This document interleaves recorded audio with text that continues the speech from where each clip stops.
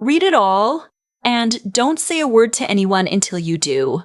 My grandfather died on a Thursday in October. The kind of Thursday that's gray before you even open your eyes, where the cold comes in under the door and the radiator ticks like it's counting something down. He was 81. He had lived in the same house in Sudbury for 43 years. He kept a vegetable garden in the back until his knees gave out, and after that, he kept a bird feeder. And after that, he mostly just kept to himself. I was the one who drove up to see him most. 4 hours from Toronto, sometimes more, if the 400 was bad, which it almost always was in October. My mother and my uncle thought that was sweet. They said it like it was a personality quirk. She's always been sentimental, that one. Like loving someone who raised you was a character flaw. His name was Aubrey. He was my mother's father, and he had built his life with quiet hands and very little help from anyone. He called me 2 weeks before he died. Not to say goodbye. He wouldn't have done that. He wasn't the type. But to tell me something specific. His voice was slower than usual, more careful. I left something for you, he said. In the house. You'll know it when you find it. It's in the green tin on the second shelf of the pantry. Don't open it with anyone else in the room. I didn't ask why. I knew better. When my grandfather said something in that tone, you listened and you didn't push. Okay, I said. Good girl, he said. And then, how's the drive been? That was the last real conversation we had. The funeral was small. My mother flew in from Calgary. My uncle drove up from Hamilton with his wife and their 2 teenage boys who spend most of the service looking at their phones. There were maybe 20 people in the chapel, mostly men from my grandfather's curling club and one woman from his street, who brought a casserole dish wrapped in a dish towel and cried harder than anyone. I sat in the front row and stared at the wooden urn they put on a table with a photo of him from 1987. He was standing in front of the house, squinting into the sun, holding a fish he'd caught at Ramsey Lake. He looked happy in that uncomplicated way that people only manage before they know what's coming. My mother sat beside me. She kept touching my arm. Not in a comforting way, in a checking way. Like she was monitoring something. After the service, we went back to the house on Barry Road. My uncle's wife made coffee. The boys ate everything in the fridge. My mother walked through the rooms with a kind of efficiency that made me uncomfortable, opening drawers and closets and making mental notes I couldn't read. I hadn't gone near the pantry yet. I didn't want to do it with everyone there. It took 3 days for them to leave. My uncle had to get back for work. The boys had school. My mother had a flight booked for the following Tuesday, but she left Sunday instead because she said the house was making her depressed. I told her I'd stay an extra few days to handle some paperwork with the estate lawyer. She accepted that without much interest. Sunday night, after I heard her car pull out of the driveway, I went to the pantry. The green tin was exactly where he said it would be. It was an old tea tin, the kind with a hinged lid and a slightly dented side, faded to the color of old moss. My grandmother had used it for years before she passed. I remembered it from childhood. It used to have butterscotch candies in it that she'd offer us after dinner. I sat down at the kitchen table and opened it. Inside was a folded piece of paper, a small key, and a handwritten note in my grandfather's writing. His penmanship had always been better than it had any right to be. Neat, precise, the letters evenly spaced. The key is for a safety deposit box at the branch on Elm Street. Box 447. You are already listed as an authorized holder. Ask them to pull the full record on the account. There are things they will need to show you. Go alone. Do not mention this to your mother or your uncle before you go. Trust me on this. I read it twice. Then, I sat there for a long time in my grandfather's kitchen with the refrigerator humming and the streetlight coming through the window, and I tried to think of a reason why he would write something like that. I couldn't come up with one that felt comfortable. I called my mother that night anyway. Not because I was going to tell her I wasn't, but because I needed to hear her voice while I was deciding what to do. That's a thing I've always done. Gone toward the person I'm uncertain about. I don't know why. She answered on the second ring. She was already home in Calgary. She sounded lighter than she had at the house, like the drive to the airport had released something. I found an old tin of Grandpa's, I said, in the pantry, just some papers. I don't know why I said it. I genuinely don't. I think I wanted her to ask me about it. I think some part of me still believed that she would react the way a normal person would, with curiosity, with interest, maybe with warmth. There was a pause. Old papers, she said. From the pantry. Yeah. Just throw them out, she said. He kept everything. There's probably 40 years of receipts in that house. You don't need to go through all of it. I think some of it might be financial, I said. Another pause. This one longer. The estate is being handled by the lawyer, she said. Whatever it is, it goes through him. Don't go making things complicated. I said okay. I said goodnight. I hung up. I sat there at the kitchen table and I thought about the way she'd said, don't go making things complicated.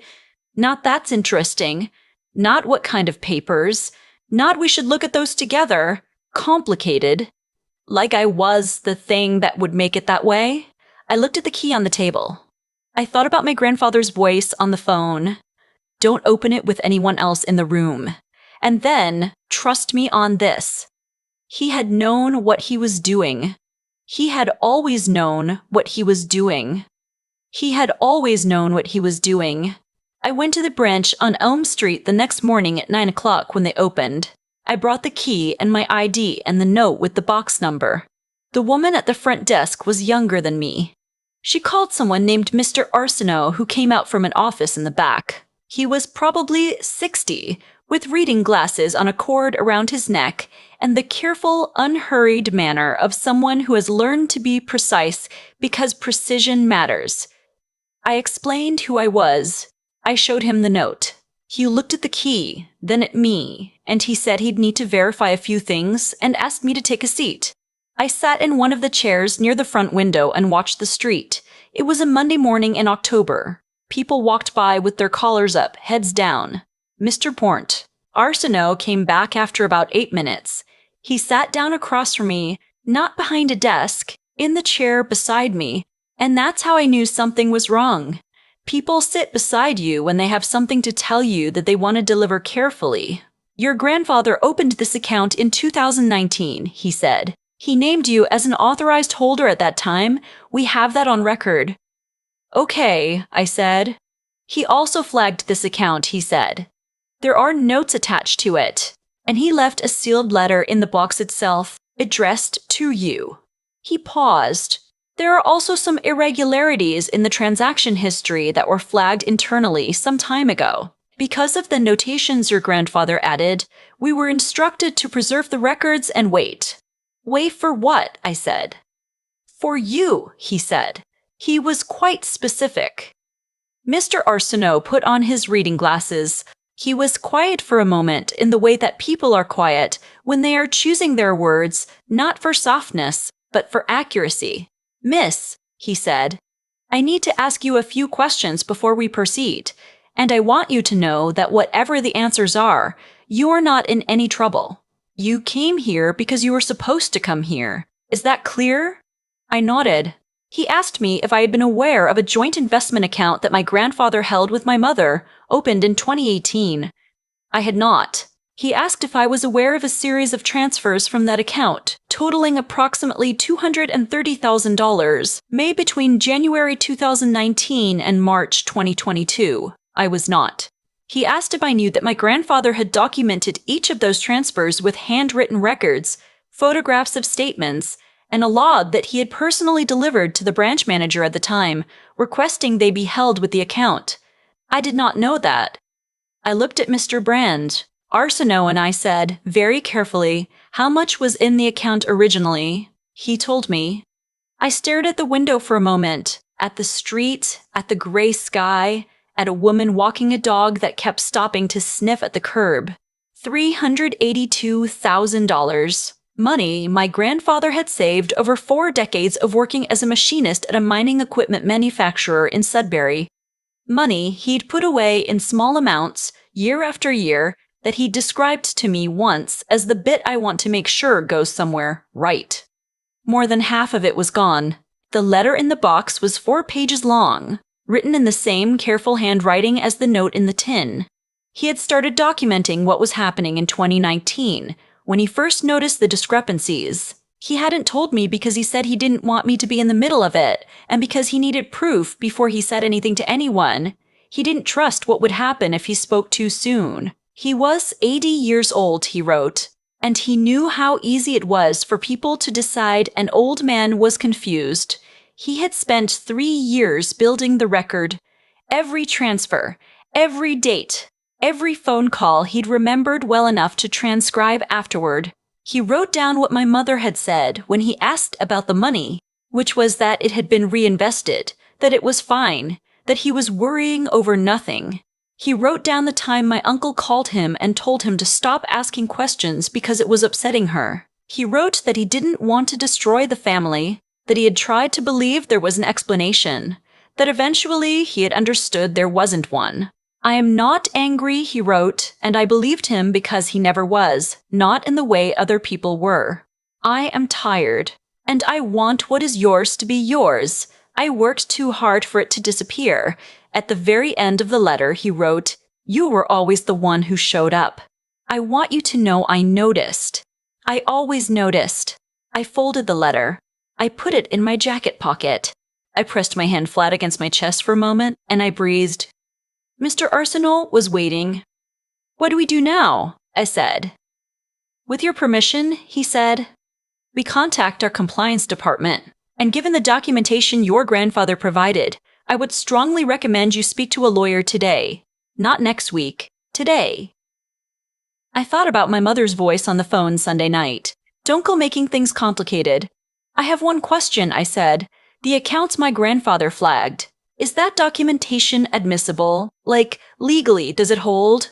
Mr. Arsenault looked at me over his glasses. "Your grandfather was meticulous," he said. "In my experience, yes. I called a lawyer that afternoon. Not the estate lawyer. A different one I found through a legal referral service. Her name was Ms. Whitfield. She worked out of an office on Durham Street, and she listened to everything I said without interrupting. When I finished, she was quiet for a moment. "Your grandfather documented 3 years of financial activity and deposited it with the bank," she said. "Yes." "And you are the named heir in the will?" "Yes." "I got a copy from the estate lawyer this morning." "And you haven't spoken to your mother about any of this?" "Not since Sunday. She asked me to come in that afternoon. I did. What followed was not fast. I want to be clear about that. I've watched enough movies and read enough stories to know what people expect. That the bad thing gets exposed and the good thing happens immediately. It doesn't work that way. It took 8 months. There were interviews. There were accountants. There was a financial crimes unit from the OPP that got involved because the transfers crossed a threshold that triggered a specific provision under Ontario's securities regulations. My mother retained a lawyer in Calgary who sent letters that said things in very precise legal language that amounted to, she didn't do anything wrong. She had. The records proved it. My uncle was interviewed as well. He hadn't taken money directly, but there was documentation that he had known and said nothing and had, in fact, actively discouraged my grandfather from speaking to anyone about it. The transfers my mother had made were classified under multiple provisions: breach of fiduciary duty, fraud, and financial exploitation of a vulnerable person. That last one was the one that made my breath catch. Vulnerable person. My grandfather, 80 years old, living alone in Sudbury, trying to figure out why his savings kept shrinking and being told by his own daughter that he was confused. He wasn't confused. He was the most precise person I have ever known. The process was hard in ways I hadn't expected. Not the legal part. Ms. Mitcherout. Whitfield was extraordinary, and the bank's compliance team had preserved everything exactly as my grandfather had arranged. The hard part was smaller.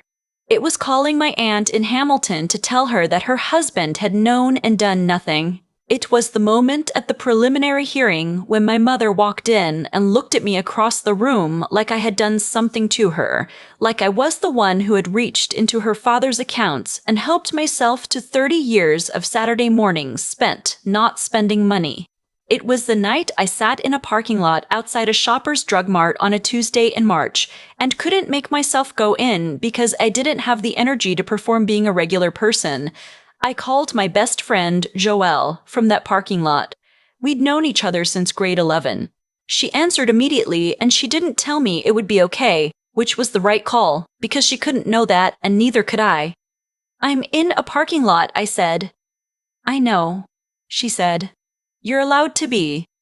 That was enough. The sentencing happened on a Friday in June.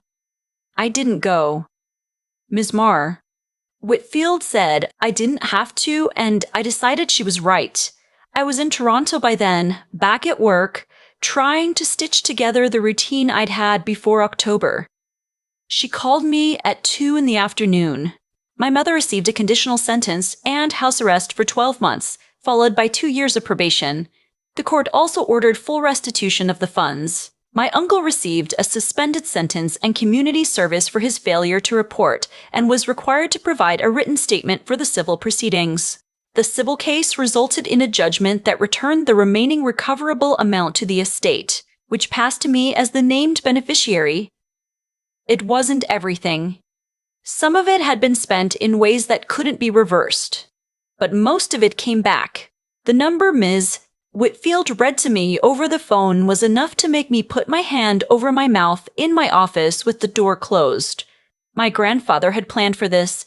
Even the part where some of it would be gone. He had documented enough, been precise enough, that the legal system had something to actually work with. He hadn't done it out of anger. He had done it out of love, and out of the same quiet, patient competence he'd applied to everything else in his life. He'd spent 4 decades saving money in small amounts because he believed in building things carefully, and then he'd spent his last 3 years making sure I could actually keep it.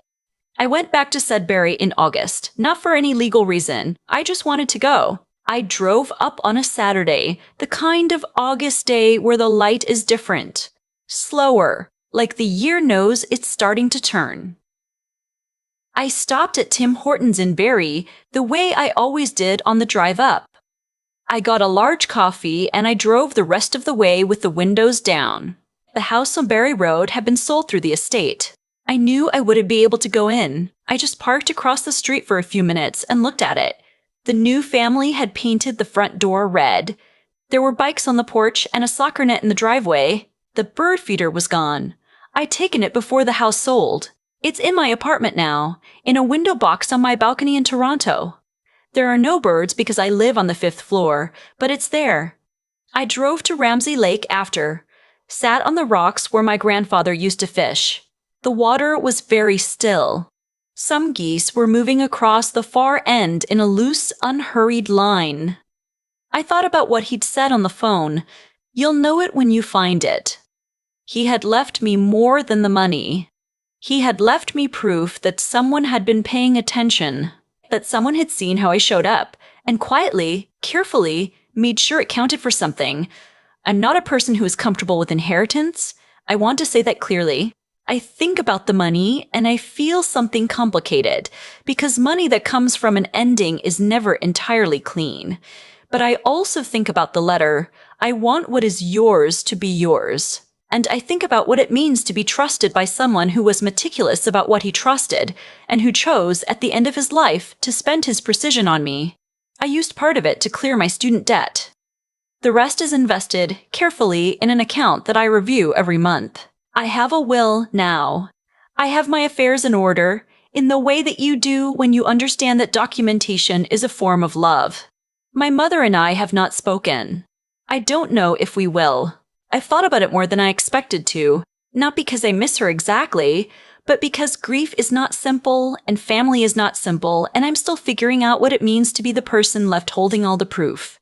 There is a green tea tin on the second shelf of my pantry in Toronto now. It doesn't have anything in it. I kept it because it sat in my grandfather's kitchen for 40 years, and because it's the kind of object that carries the weight of a life in a way that's hard to explain, but impossible to ignore. Some mornings I see it when I open the pantry and I think, he was patient. He was more patient than I will probably ever be. And he was right. That's not nothing. In fact, in the end, that turned out to be everything. There's a green tin on my pantry shelf that I don't use for anything. I just keep it there. I think about my grandfather a lot when I see it. Not the version of him that people talked about at the funeral, the quiet man, the one who didn't ask for much, but the version I got to understand afterward. The one who sat at his kitchen table in Sudbury for 3 years, writing down dates and amounts and phone calls, building something careful and deliberate out of the wreckage of what his own daughter was doing to him. He knew that no one would believe an 80-year-old man who said the money was disappearing, so he didn't ask anyone to believe him. He just documented it until it was undeniable. That's the part I keep coming back to. He didn't act from bitterness or panic. He acted from something steadier than that, a clear-eyed understanding of what was right and the patience to wait until the evidence could speak for itself. What he did took real integrity, not the kind that costs you nothing, but the kind that asks you to hold your tongue and keep building your case when every instinct is telling you to confront someone immediately. He chose truth over speed. And he was right too. I've thought a lot about what I would have done in his position. I want to believe I would have been as measured. I'm not sure I would have been. I'm 31 years old, and I still struggle to wait out a difficult email for more than 20 minutes. My grandfather waited 3 years. He was smarter about it than I think most people understand, not just emotionally but strategically. He knew the difference between feeling wronged and being able to prove it. That's not a small distinction. What happened to him happens more than people want to admit. Families decide that someone is confused or sentimental or past the point where their instincts should be trusted, and then they use that as cover. My grandfather knew exactly what was happening. He was sharper than anyone gave him credit for, and he had the presence of mind to protect me from it without burdening me with it while he was still alive. There were months during the legal process where I was just exhausted, where the whole thing felt like too much. The interviews, the paperwork, the way my mother looked at me across the room at the hearing, like I was the one who had wronged her. I wanted to stop more than once. What kept me going, honestly, was the letter he left in that safety deposit box.